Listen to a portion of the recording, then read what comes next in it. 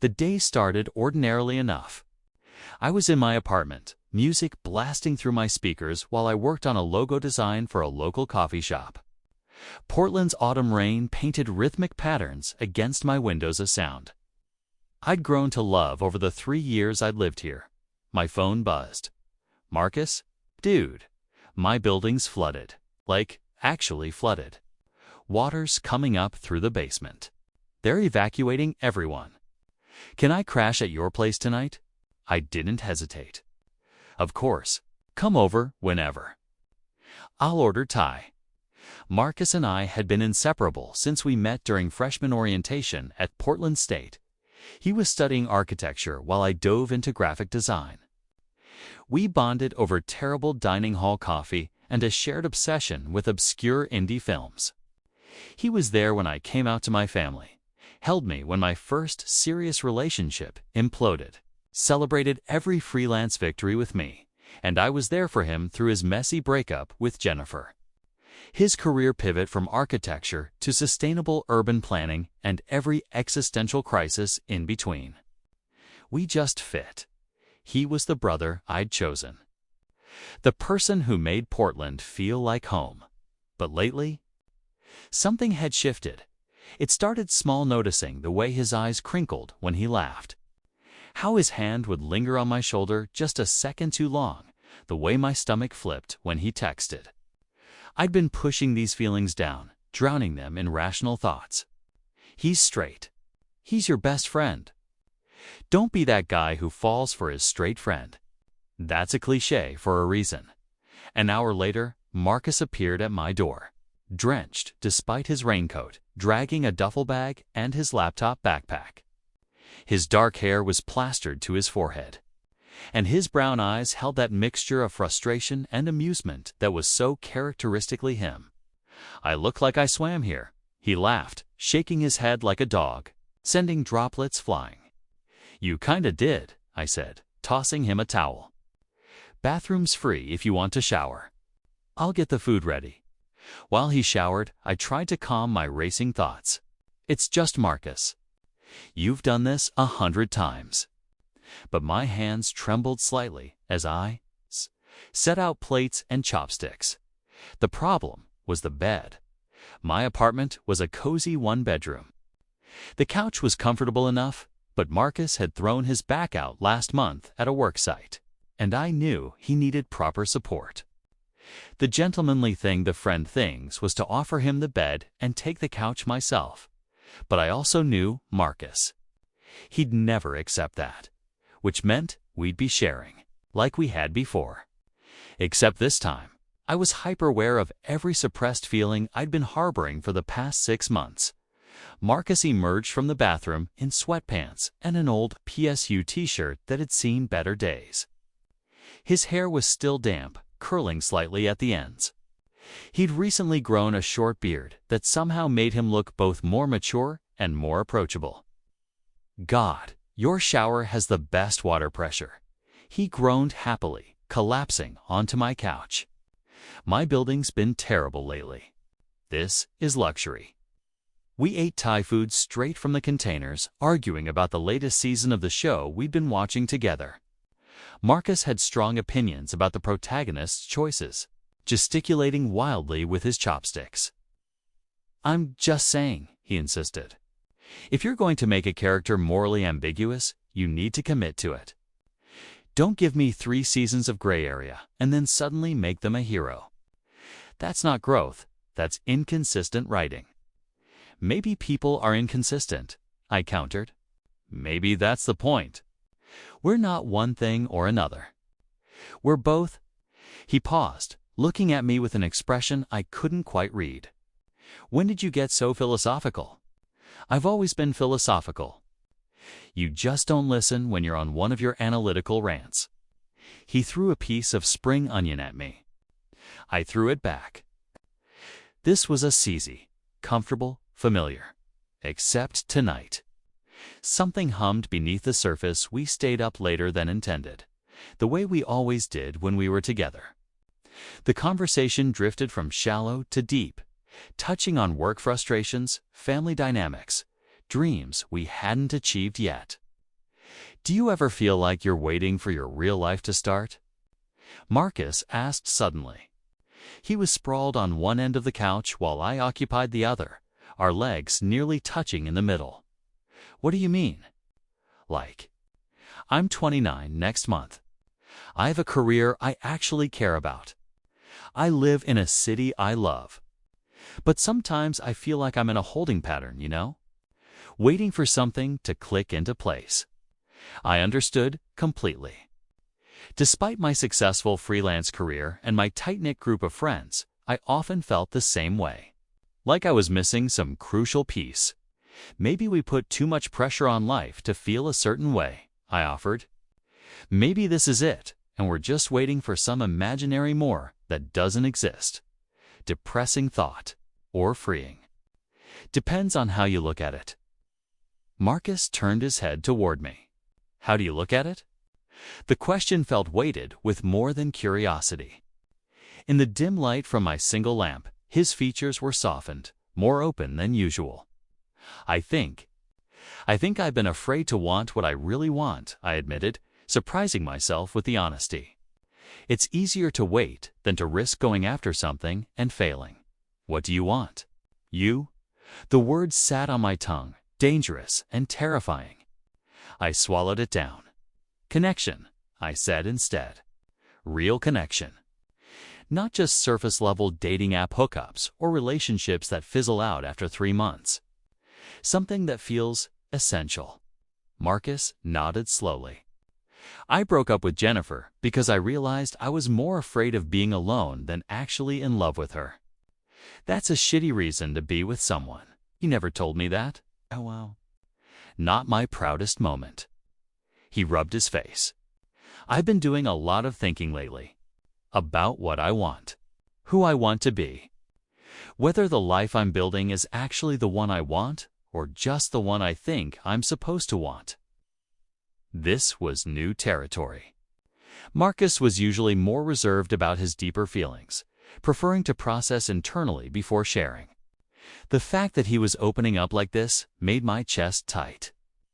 And what have you figured out? I asked softly. That I've been lying to myself about some pretty fundamental things. Before I could ask what he meant, he stood abruptly. It's late.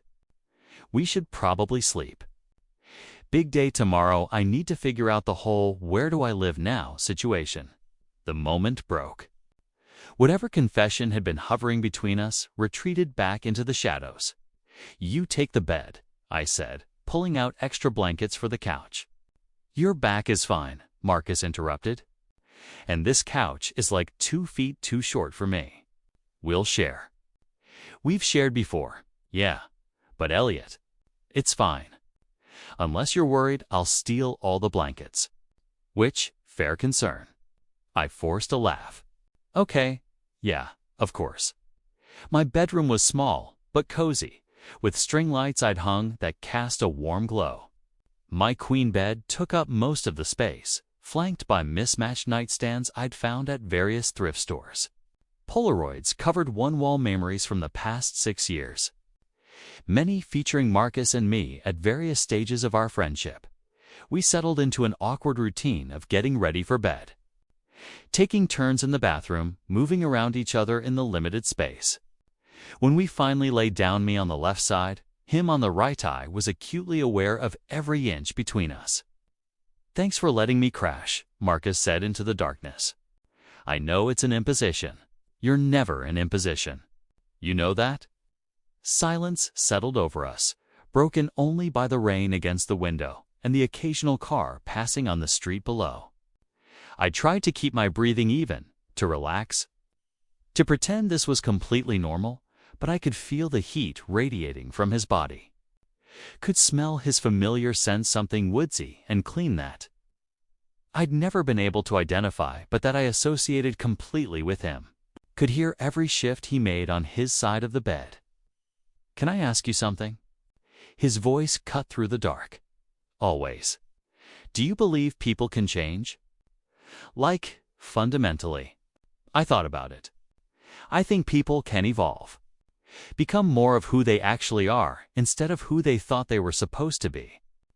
Why I've been thinking about sexuality as a spectrum lately. About how we put these rigid labels on things that might be more fluid than we want to admit. My heart started pounding so hard I was sure he could hear it. Where's this coming from? A long pause. Then, I've been talking to a therapist. Working through some stuff. That's great, Marcus. Really. She asked me something in our last session that I haven't been able to stop thinking about. What? He turned onto his side, facing me. I could feel his gaze, even though I couldn't quite see his eyes in the darkness. She asked me if I'd ever been in love. And I said yes, with Jennifer. And she said, no, I mean really in love. The kind where the person feels essential to your existence. Where imagining your life without them feels impossible. I barely breathed. And I realized I've been in love with someone for a while now. I've just been too scared or too conditioned to admit it. The air in the room changed. Became charged with possibility and terror and hope all at once. Marcus, my voice came out as barely a whisper. I'm not asking you for anything, he said quickly. I needed to say it out loud. To stop lying to myself and to you. You're the person I think about first thing in the morning. You're who I want to share good news with, bad news with, stupid memes I find at 2 in the morning. When I picture my future, you're in it. You're always in it. My entire world tilted on its axis. I know I'm probably messing everything up, he continued, his voice rough with emotion. I know you might not feel the same way, and that's okay. I just couldn't keep pretending that what I feel for you is just friendship, 'cause it's not. It hasn't been for a long time. I turned toward him, my hand finding his in the space between us. His fingers immediately intertwined with mine, warm and solid and real. You're not messing anything up, I managed. Marcus, I've been in love with you for months. Maybe longer. I just never thought. I convinced myself you were straight, that it was impossible, that I needed to just get over it. I woke to soft morning light filtering through my curtains and the warm weight of Marcus's arm across my waist. We'd fallen asleep holding hands, but sometime during the night, we'd gravitated closer. His chest was pressed against my back, his breath steady and warm against my neck. For a moment, I didn't move. I just existed in this perfect bubble, where everything had changed and nothing needed to be decided yet, where I could feel his heartbeat against my spine and know that he felt the same impossible things I felt. Then reality crept in with all its complications. We'd been friends for 6 years. Our entire social circle was intertwined. His family knew me, my family knew him. If this went wrong, if we went wrong, the fallout would be catastrophic. It wouldn't just be losing a partner. It would be losing my best friend, my person, the one constant in my adult life. I felt Marcus stir behind me. His arm tightened briefly. Before he seemed to realize where he was, what we'd confessed last night. He went still. Hey, I whispered. Hey. His voice was rough with sleep. Is this weird? This feels weird. A little weird, I admitted. Good weird, though. He didn't move away, which I took as a positive sign. I'm not having a panic attack or regrets, if that's what you're wondering. I don't know what happens next. I turned carefully in his arms until we were face to face. In the morning light, I could see everything, the uncertainty in his eyes, the vulnerability, but also something that looked like hope. We don't have to figure everything out right now, I said. But I think we should probably talk, actually talk. Yeah. He swallowed hard. Yeah, we should. We got up, moved through the morning routine with a new awareness of each other. I made coffee while he stood at my window, watching the rain that had continued through the night. When I handed him his mug black with 1 sugar, the way he always took at our fingers, brushed, and neither of us pulled away quickly. So Marcus began, sitting at my small kitchen table. I should probably explain some things. You don't have to explain anything. You don't owe me, Elliot. Please. I need to say this. He cupped his hands around his mug. I've been seeing Dr. Rivera, my therapist, for about 4 months now. I started going because I was feeling stuck after the breakup with Jennifer. Just generally unsatisfied with life, you know? I nodded, sitting across from him. She helped me realize I was living according to this script I'd written for myself when I was like 16. Graduate college, get the career, find a nice woman, get married, have kids, check all the boxes. And I never stopped to question whether that's actually what I wanted or just what I thought I was supposed to want. And I prompted gently. And she started asking me questions about my relationships, my friendships, who made me happy. And I kept talking about you. Every session, somehow the conversation would come back to you.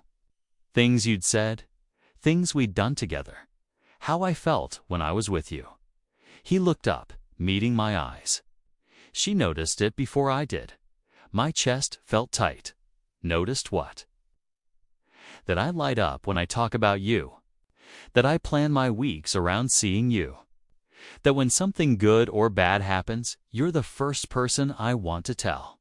She asked me point blank in our last session, "Marcus, are you in love with Elliot?" What did you say? I panicked, deflected. Made some joke about us being best friends? And she just looked at me and said, "That's not what I asked." And then I couldn't stop thinking about it. I went home and I really examined my feelings, and I realized she was right. I am in love with you. I have been for a while. I reached across the table, taking his hand. I'm scared too, you know, of what this means. What we could lose. What we could gain, though, Marcus said, squeezing my hand. Elliot, I've dated women because that's what I thought I was supposed to do. And it always felt like I was playing a role, reading lines someone else wrote.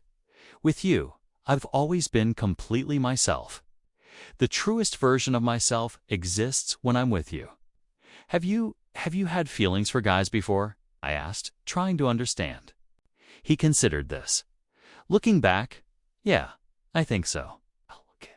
But I was really good at reframing them as friendship or admiration or anything except what they actually were. There was this guy in my architecture program, David. I was obsessed with him, wanted to be around him constantly, felt jealous when he talked about his boyfriend. I convinced myself I just wanted to be friends with him. Now I realize I probably had a crush. Why didn't you ever explore it? Fear, mostly conditioning. I grew up in a pretty traditional household. My dad's not exactly progressive. It was easier to just not question it, to follow the expected path. He met my eyes. But I can't do that anymore. I can't pretend I don't feel what I feel for you. Even if it means everything changes. We spent the rest of the morning in a strange limbo, not quite friends anymore, not quite together, existing in this in-between space where possibility hung thick in the air. Marcus had called his building management and learned the flooding was worse than expected. He'd need to stay elsewhere for at least a week while repairs were done. Stay here, I offered. We'll figure things out as we go. Are you sure? Given everything, I'm sure. Besides, where else would you go? Your brother's place is too small, and I'm not letting you waste money on a hotel. So it was decided. Marcus would stay with me. We'd navigate this strange new territory together. That afternoon, we tried to fall back into our normal routine.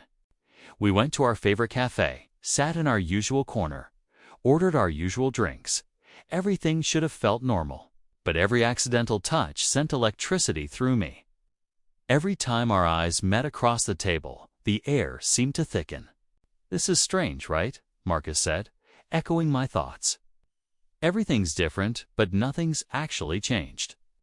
Everything's changed, I corrected. We just don't know how to act on it yet. Do you want to? Act on it. It was a loaded question. Did I want to risk our entire friendship on the chance that this could work? Did I want to potentially lose the most important person in my life if it didn't? But when I looked at him, really looked at him, the answer was obvious. Yes, I said simply. I do. But Marcus, I need to know you're sure. I need to know this isn't just confusion or curiosity, or are you trying to figure yourself out? Because I can't be someone's experiment. I can't be the guy you try on for size and then walk away from when you realize you're actually straight. His face fell. God, Elliot, no. That's not. I would never do that to you. I know you wouldn't mean to. But I need you to be sure. He reached across the table, taking both my hands in his. I'm not confused. I'm not experimenting. I've been doing a lot of work with Dr. Rivera, really examining my feelings and my identity. I don't have all the answers yet. I don't know if I'm gay or bisexual or just Elliot sexual. He smiled at that. But I know what I feel for you is real. I know I want to explore this. I know I'm willing to risk everything because the alternative, going back to pretending. We're just friends, that's not an option for me anymore. My heart was pounding. Okay. Let's try this. Let's see what happens when we stop pretending. Right now, he looked both terrified and exhilarated. Eh? Why not right now? We left the cafe and walked through Portland's Pearl District, the rain having finally stopped. The city felt washed clean, fresh with possibility. Marcus took my hand as we walked, a simple gesture that felt monumental. No one stared, no one cared. We were just two people holding hands in a city that had always felt like home. How does this feel? I asked. Scary, he admitted. But right. Really right. That evening, we cooked dinner together in my small kitchen, a ritual we'd performed countless times before. But tonight, every movement felt choreographed differently. When he reached past me for the olive oil, his hand lingered on my waist.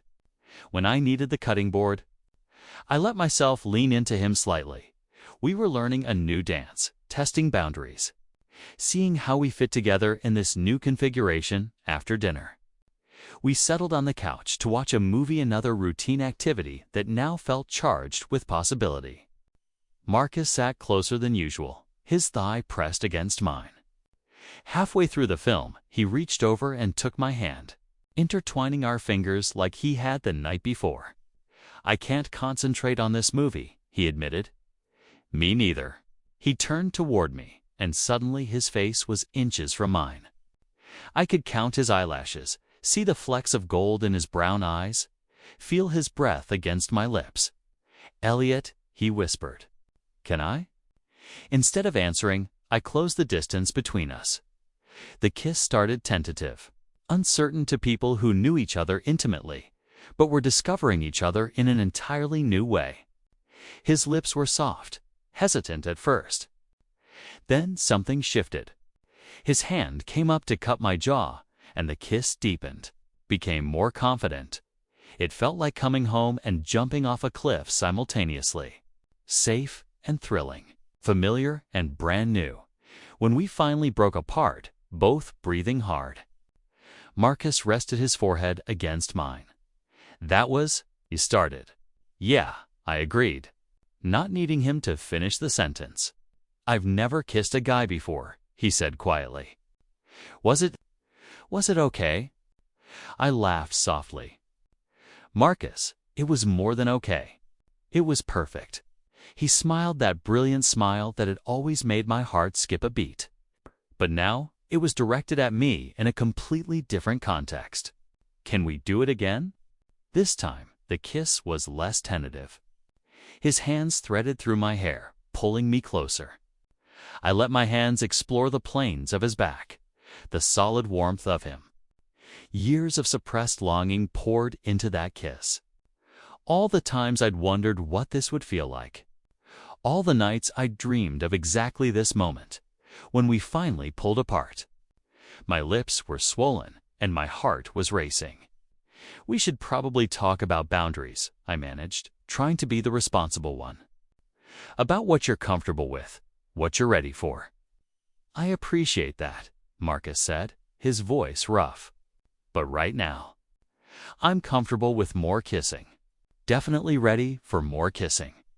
So we kissed on my couch like teenagers, making up for lost time, exploring this new dimension of our relationship. His beard scratched my skin in a way that was different from anything I'd experienced before. This was Marcus. My Marcus, finally in my arms the way I'd longed for.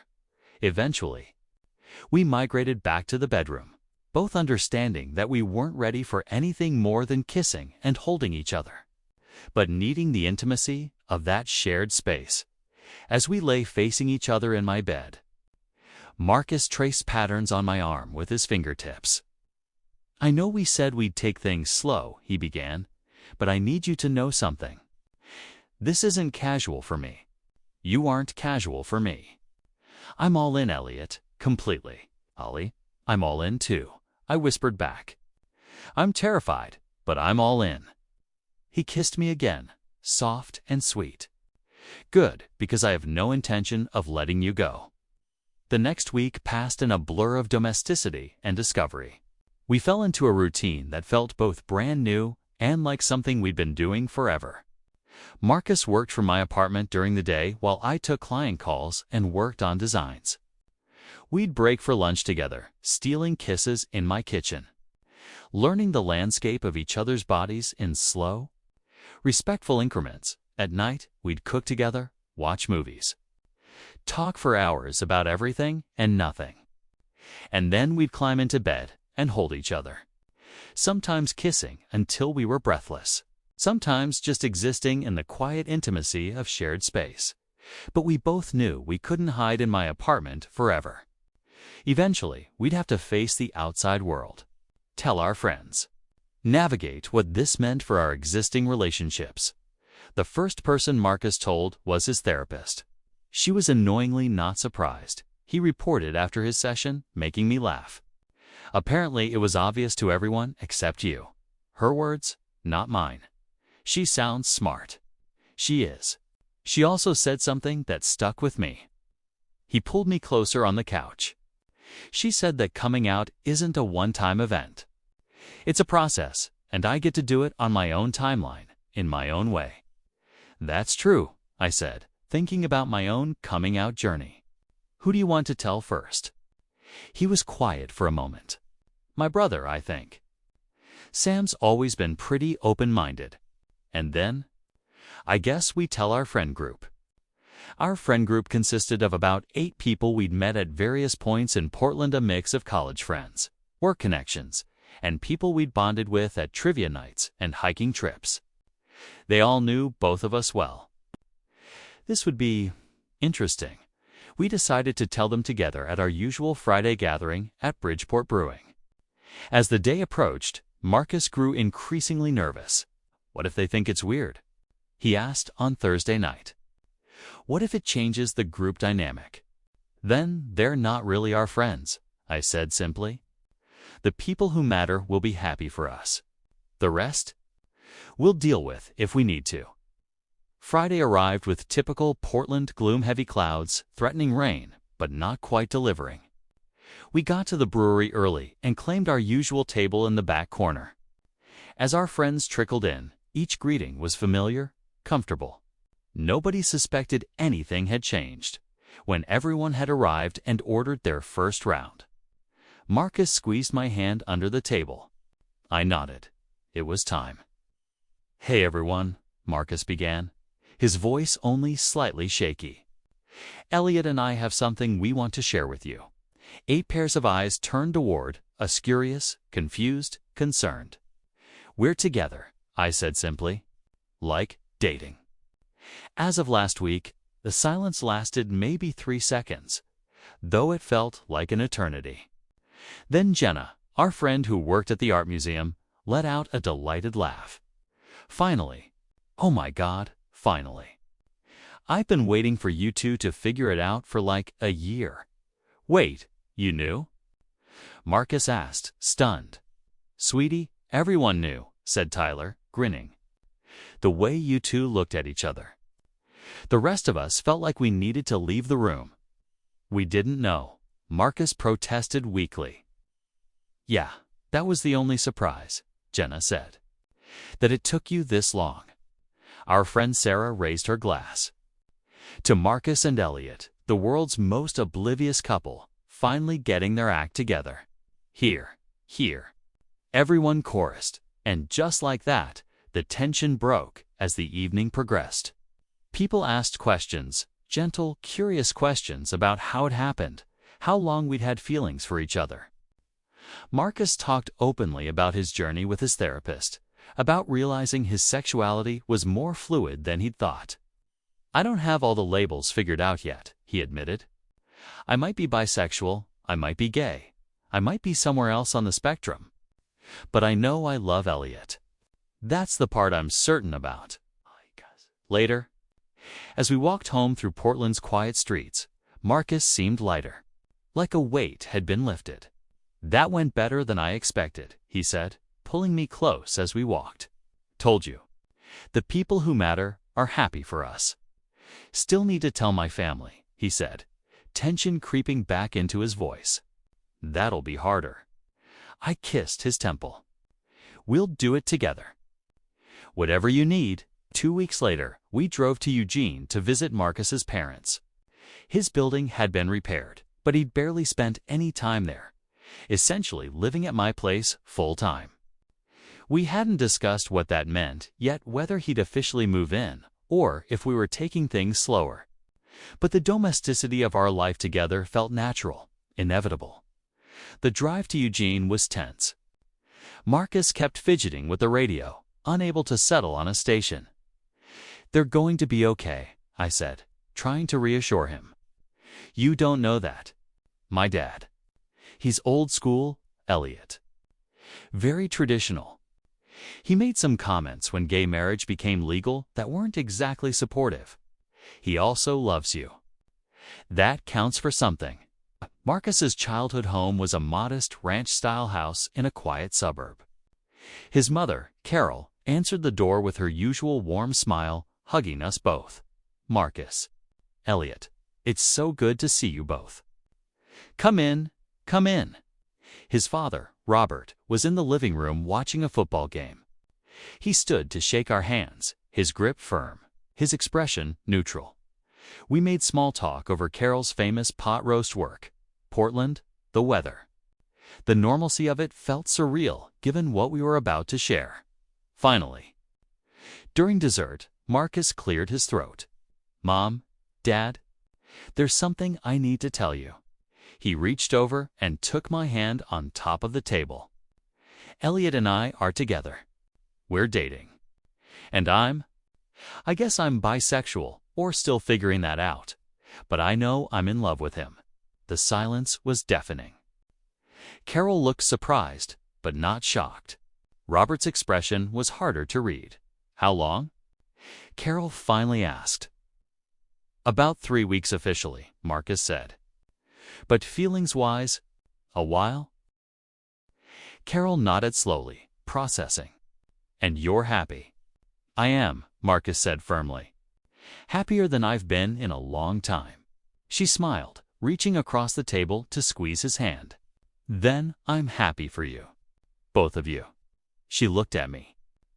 Elliot, you've been part of this family for years. If anything, this makes sense. You two have always been connected. Robert hadn't said anything. He stood abruptly, walking to the sliding glass door that led to the backyard. Dad, Marcus started. Let me talk to him, I said quietly. I found Robert standing on the patio, staring out at the yard. The evening air was cool, carrying the scent of cut grass. Mr. Davis, I began. I'm not angry, he interrupted. Just processing. I waited. I grew up in a different time, he continued. Had different expectations for my kids. When Marcus brought home Jennifer, I thought, okay, here we go. Wedding, grandkids, the whole thing. He turned to face me. But she never made him light up the way you do. I blinked, surprised. Carol and we've seen it for a while. The way he talks about you. looks at you. I told myself it was just friendship because that's what I wanted to believe. Made things simpler. He sighed. But my son is in there, holding your hand, looking happier and more certain than I've ever seen him. What kind of father would I be if I let my own outdated thinking get in the way of that? Sir, I love my son, Robert said firmly. And if you make him happy, then that's what matters. It might take me some time to adjust. I won't pretend otherwise, but I won't stand in the way of his happiness. Relief flooded through me. Thank you. That means everything. He clapped me on the shoulder. You're a good man, Elliot. You've been good for Marcus? I suppose it was inevitable you'd end up together. Carol's going to be insufferable. She predicted this 2 years ago.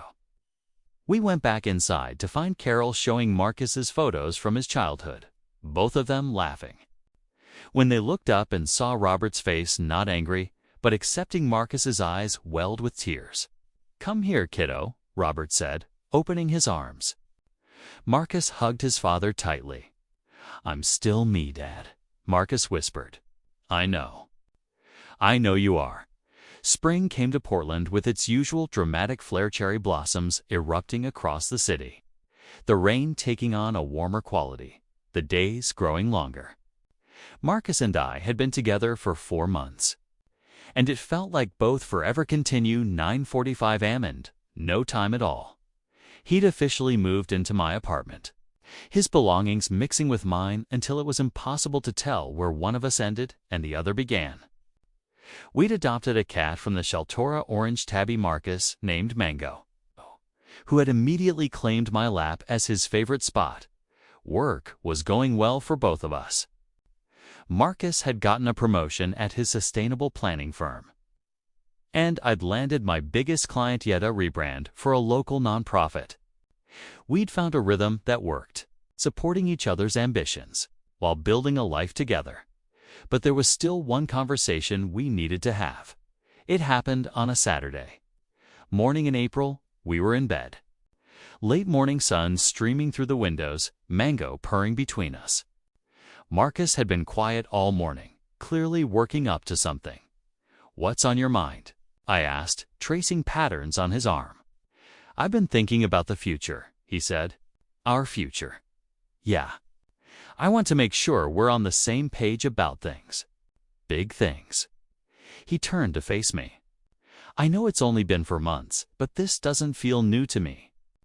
We've known each other for 6 years.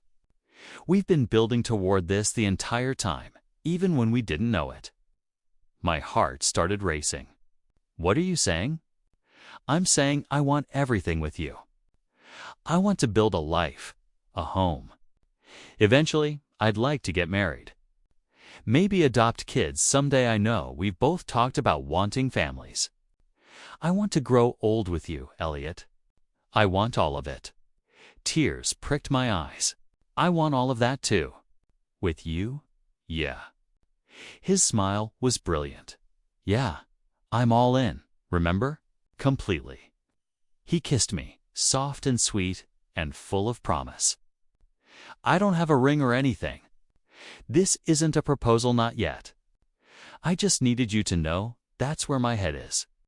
That I'm in this for the long haul. I'm not going anywhere, I promised. You're stuck with me. Good, because I fully intend to annoy you for the rest of our lives. We spent the rest of the day planning where we might want to live eventually. What kind of wedding we'd want, baby names we liked, even though kids were years away.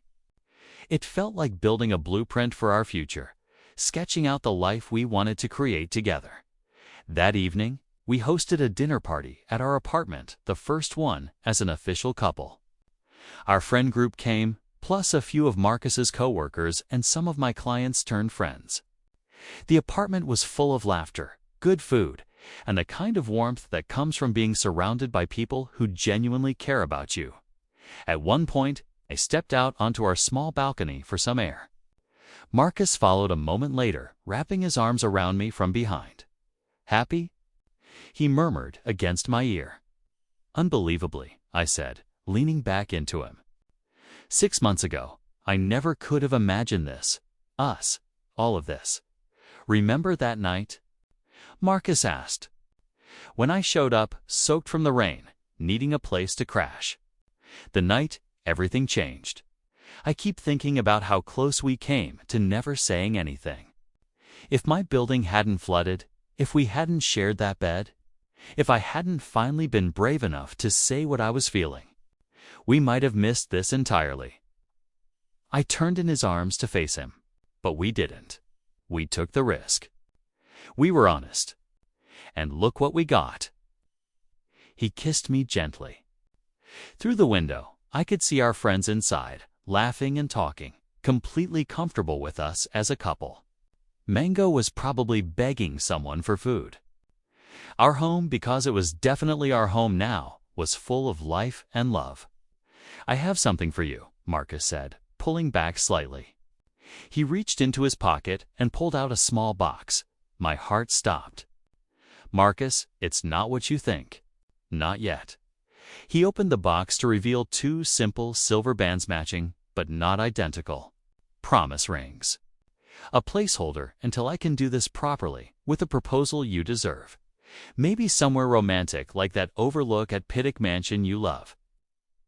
I picked up one of the rings, examining it. On the inside, there was an engraving. We were sharing a bed. I looked at him, confused but moved. He showed me the other ring. Its engraving completed the sentence. Then we found forever. Tears spilled down my cheeks. You're impossible. How am I supposed to not cry? Cry away. I love you, Elliot. Thank you for being brave enough to love me back. Thank you for being patient while I figured myself out. Thank you for being my best friend first and for letting us become everything else after.